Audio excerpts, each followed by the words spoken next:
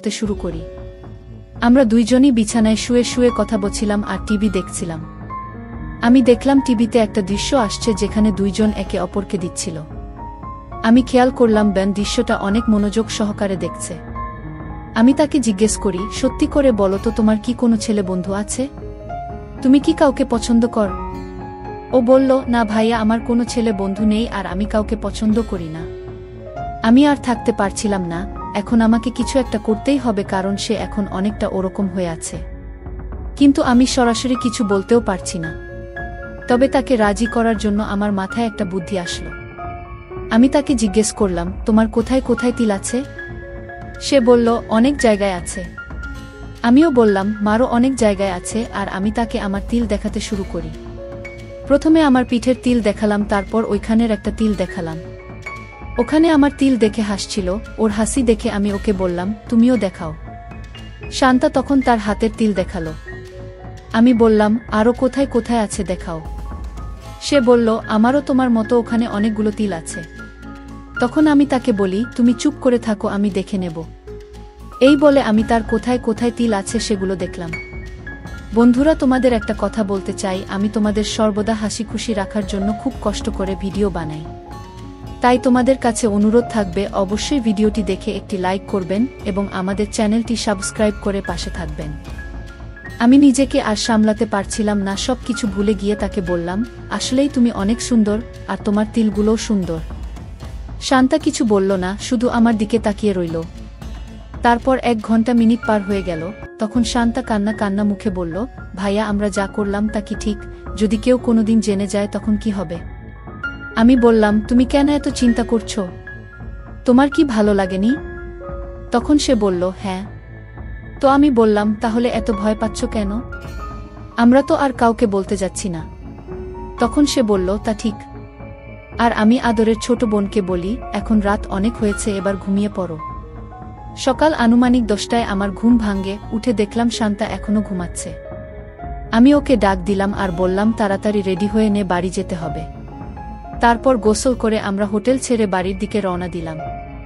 সেই ঘটনার পর অনেক দিন কেটে গেল।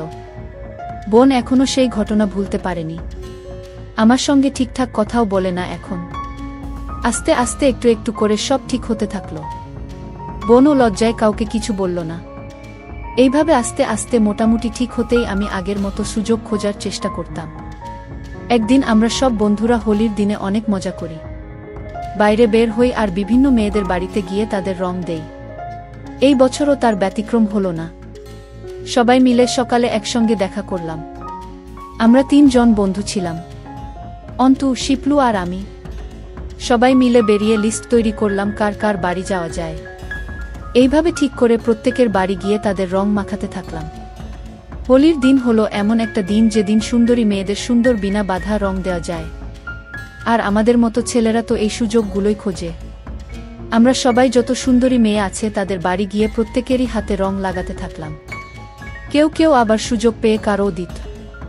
এইভাবে সবাই খুব মস্তি করতে করতে রং খেলতে খেলতে এলাম। বেলা বাড়ার পরে দেখলাম লিস্ট মোটামুটি শেষ হয়ে গেছে। এরপর সবাই মিলে ডিসাইড করলাম এবার একটু লাল পানি খেতে হবে। এদিকে এত মেয়েদের রং দিয়ে সবাই মোটামুটি মজা হয়ে আছে। ভাবলাম পানি খেয়ে ঠিক করতে হবে।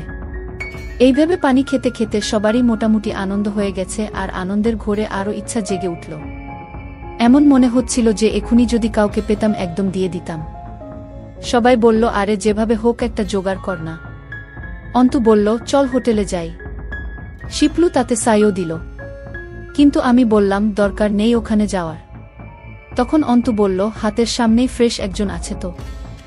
অন্তুর কথা শুনে শিপলু লাফিয়ে উঠে বলল, কে বল না, কে বল না।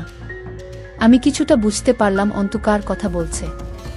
তন্ময় আর শিপলু ওরা নিজেদের মধ্যে আলোচনা করে নিল। আমি এবার পরিষ্কার বুঝতে পারলাম ওরা কার কথা বলছে। ওরা শান্তা আমার ছোট বোনকে যা করেছে তারপর ওদের কাছে আর কিছু বাকি থাকতে পারে না। আমার সামনেও এবার ওরা আমার বোনকে নিয়ে কি যে করবে তার ঠিক নেই। কিছুক্ষণ পরে ওরা বলল আসল ঘটনা। সবাই মিলে ঠিক হলো ওরা আমার শান্তাকে রং মাখাতে যাবে। রং মাখিয়ে সেখানে সবাই মিলে। আমি ওদের অনুরোধ করে বললাম, প্লিজ এরকম করিস না, বাড়িতে মা আছে। শিপলু বলল, ঠিক আছে, আমরা ওকে ছাদে নিয়ে চলে যাব। তোর মা তো রান্নাঘরে থাকবে। অনেক করে বারণ করার চেষ্টা করলাম, কিন্তু ওরা সবাই আমার কথা কানে নিলে তো। এমনিই সবাই মজায় আছে, তার উপর এরকম চান্স কেউ মিস করে। এই রকম দিন আর কেউ পাবে না। আমারও মনের মধ্যে একটা আশা জেগে উঠল, কারণ সেই হোস্টেল থেকে ঘুরে আসার পর আর ওই সুযোগ হয়নি। আমিও আশায় জেগে উঠলাম আর ওদের কথায় সায় দিলাম। ঠিকঠাক করে সবাই মিলে চললাম আমার বাড়ির দিকে। আমরা 3 জনেই প্রচণ্ড হয়েছিলাম। আজ যেভাবেও হোক বোনকে আবার হবে। দূর থেকে আমাদের দেখতে পেয়ে বোন বুঝতে পারল এরা ওকে রং মাখাতে এসেছি। সে একবারও সন্দেহ করেনি এরা ওকে নিয়ে কি করতে চলেছে। সে ছুটে গিয়ে দরজা লক করে ঘরের ভেতরে ঢুকে গেল। আমরা গিয়ে বাইরে থেকে আস্তে আস্তে বোঝাতে লাগলাম, শান্তা বেরিয়ে আয়, একটুখানি রং দিয়েই চলে যাব। শান্তা কিছুতেই দরজা খুলল না। অবশেষে অন্তু মাকে বলল, কাকি দেখুন না, শান্তা দরজা খুলছে না। আপনি একটু বলুন না, একটুখানি রং দিব আমরা। আজকের দিনে একটু রং দিলে কি হবে? তখন মা রান্নাঘর থেকে এসে বোনকে বলল বেরিয়ে আসতে, একটু রং মেখে নিতে। একটু বকেও দিল শান্তাকে। শান্তা বলল, আচ্ছা ঠিক আছে খুলছি, কিন্তু একটুখানি রং দিবে। আমরা বললাম, হ্যাঁ রে, একটু দিয়েই চলে যাব। মা চলে গেল রান্নাঘরে। এদিকে বোন আস্তে আস্তে দরজাটা খুলল। আমরা 3 জন সঙ্গে সঙ্গে হুড়মুড়িয়ে ঢুকে পড়লাম। ঢুকে বোনকে আক্রমণ করলাম। বোন বাড়িতে একটা 3/4 শর্ট আর টি-শার্ট পরেছিল। সবাই প্রথমে মুখে রং দিতে থাকল। এদিকে অন্তু বোনকে পেছন থেকে ধরল। বাকিরা সবাই শান্তার মুখে রং মাখাতে লাগল। শান্তা বারবার বলছিল, আর রং দিও না, এবার ছেড়ে দাও। এদিকে অন্তু আর আমি দুজনে 2 নিয়ে পড়লাম। একদম তলা থেকে শুরু করে রং দিতে থাকলাম। আমি বললাম, এখানে নয়, ছাদে চল, বাকিটা সেখানে হবে। বলে সবাই মিলে বোনকে চাগিয়ে নিলাম ছাদে যাওয়ার জন্য। বোন এবার বুঝতে পারল এরা কি করতে চলেছে। সে চিৎকার করে মাকে ডাকতে গেল। আমরা তার মুখ বন্ধ করে দিয়ে মাকে হাঁক দিয়ে বললাম, মা আমরা একটু ছাদে যাচ্ছি, একটু পরে আসব। মা বলল ঠিক আছে। আমরা সবাই মিলে দোতলার ছাদে উঠে গেলাম। সেখানে গিয়ে শুরু হলো আর এক দৃশ্য। ছাদে ট্যাঙ্কে জল ছিল। শিপলু 1 বালতি জল নিয়ে এসে শান্তার উপর ঢেলে দিল। সবচেয়ে বেশি উৎসাহ ছিল অন্তুর, কারণ ও আগে আমার বোনকে অনেকবার দেখেছে, কিন্তু এভাবে পায়নি কখনো। আজ ওরা সবাই আমার বোনকে আবার পেয়েছে। এত সহজে ছেড়ে দেবে না কেউ। সবাই মিলে আমার বোনকে রং দিতে লাগলো।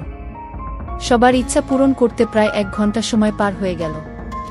এরপর সবাই যে যার মতো চলে গেল, আর আমি বোনের কাছে এসে আস্তে আস্তে বোনকে তুললাম। দেখলাম তার আর ওঠার মতো ক্ষমতা নেই। কোনো রকমে ছাদের জলের ট্যাঙ্ক থেকে জল নিয়ে এসে বোনকে গোসল করিয়ে দিলাম, আর দেখলাম ওর বিভিন্ন রঙে রাঙা হয়ে গেছে। মাথার চুল থেকে পায়ের নখ পর্যন্ত রং দিয়েছে ওরা আমার বোনকে। এর কিছুদিন পর শান্তার বিয়ে হয়ে যায়। তারপর আগের মতো আমি আর মা বাসায় থাকলাম। ভিডিও